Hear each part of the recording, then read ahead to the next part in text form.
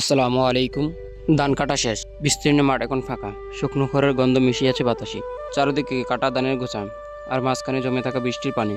সেই পানির দিকে দৌড়ে আসছে গ্রামের মানুষজন।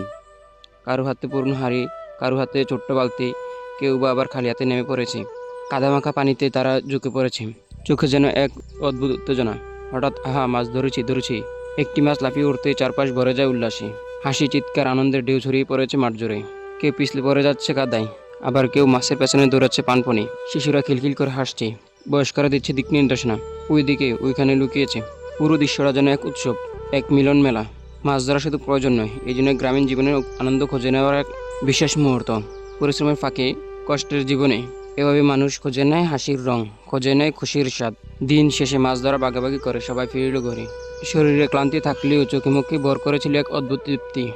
ধান কাটা শেষে জমিতে মাছ ধরা, এটা কেবল মাছ ধরার গল্প নয়, এটা হলো মানুষের একসাথে হাসা, একসাথে আনন্দ করা, একসাথে বাঁচার গল্প।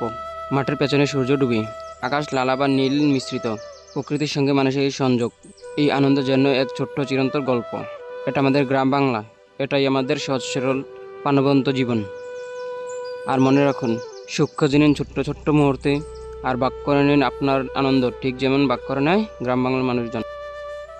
বৃষ্টি নামলো, জমি ভিজে, ধানের খেতে জলটা সেজে। ছোট্ট ছেলে ডালি হাতি নেমে পড়লো মাছের সাথে। পানির নিচে লুকিয়ে আছে শিং মাগুরকে যে নাচে। কাদার মধ্যে হাত ডুবায়, ধরছি ধরছি চিৎকার ছড়ায়। কে যেন চিতিপুটি আনল, আরেকজন বোয়ালো জানলো। হেসে খেলে কেটে যায় দিন, জমির মাঝে যেন উৎসব মিন। মা ডাকে বাড়ি আয় রে, সে বলে আসছি আরেকটা পেলে। জুতু কাদায় গায়ে জল, তবু সে তো খুশির পল পল। জমির খালে পাড়ের পাশে, মাছ ধরার কি যে সুখ আছে। গ্রামের ছেলে বর্ষার দিন, জমিতে মাছ এ যেন স্বপ্নের দিন।